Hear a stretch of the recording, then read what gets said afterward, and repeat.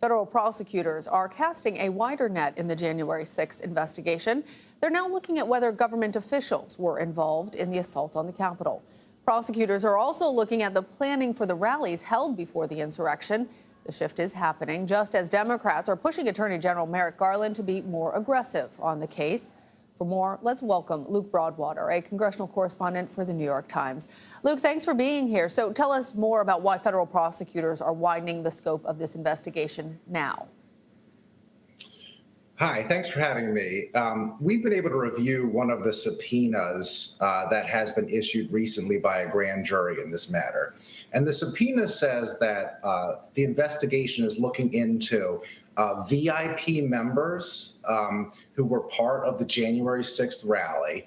It asks for information about communications and documents related to members of the executive branch, so the White House, or the legislative branch, so Congress, who were involved with rallies, attempts to stop the certification of the election on January 6th, or otherwise impede Joe Biden's victory on January 6th.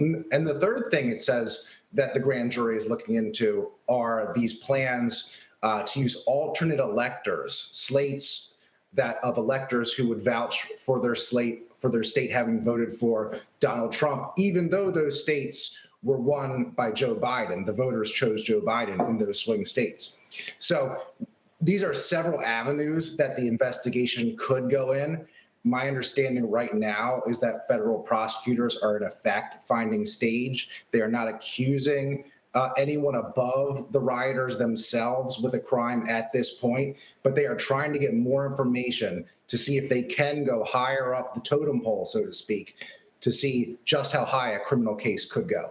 Well, and Luke, as we're talking about going higher up the totem pole, Jared Kushner, the president's son-in-law, not to mention the highest-ranking Trump official, testified for over 6 hours Thursday. We haven't heard anybody as high up in the administration voluntarily come before the committee before now. What do we know about what he said to the January 6th committee? Well, Jared Kushner is an important witness because, as you mentioned, he was a high-ranking White House official, a close advisor to the former president, and he's the first Trump family member to sit down and testify. Now, he was out of town on January 6th and the days before January 6th, but he did fly back during it. And he was able to give the committee what they described as valuable information. We don't know exactly what he said, but we do know that Ivanka Trump was with the president during those critical hours when the rioters were storming the Capitol, and that she tried several times to intervene and get him to call off the mob. We don't know if he talked about that. He certainly would have secondhand information from Ivanka Trump.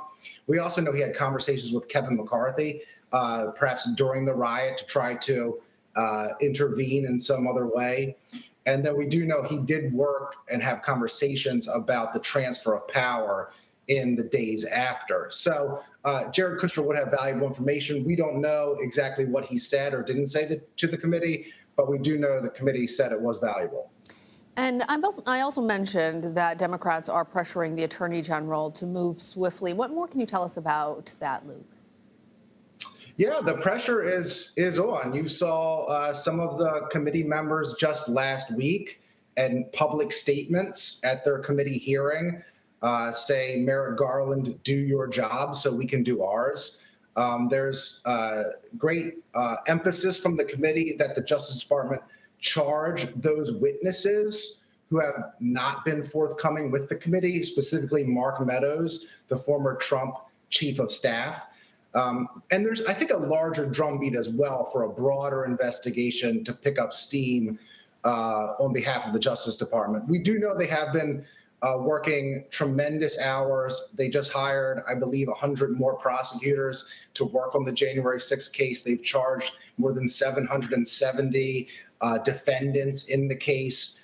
But there's a lot of Democrats on Capitol Hill who don't want to see just what they call sort of minions or low-ranking people charged. They want to see this go higher up the food chain.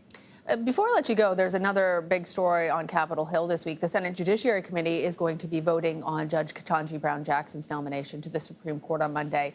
What is the latest that you can tell us about what's happening there on Capitol Hill? And for our viewers, is Judge Jackson's confirmation in the full Senate pretty much guaranteed at this point? I would say yes, unless there's some sort of tremendous surprise. I never like to make predictions, but Joe Manchin, the swing vote on the Democratic side, has come out in favor of her. Susan Collins, a Republican, has said she will vote for Judge Jackson. So we do expect there to be a tie vote in the committee on Monday, but the Democrats will still be able to advance her nomination to the floor, perhaps on Thursday, for a full vote of the Senate. And it will likely be a close vote, but it does seem like Judge Jackson has the votes to become Justice Jackson. Do we know of any other Republicans that are at this point signaling that they intend to vote for her? Well, no one else has turned over their hand just yet, but Lisa Murkowski is a possibility. There's been a lot of discussion about how she will vote. She did vote for Judge Jackson at a lower court nomination. There's talk about potentially Mitt Romney or Rob Portman. They did not vote for her for the lower court, so that would cause Judge Jackson having persuaded them to change their minds about her. But Mitt Romney in particular made very positive comments about her recently, so who knows? But I do think that the Lisa Murkowski vote is definitely in play. All right. Luke Broadwater, thank you.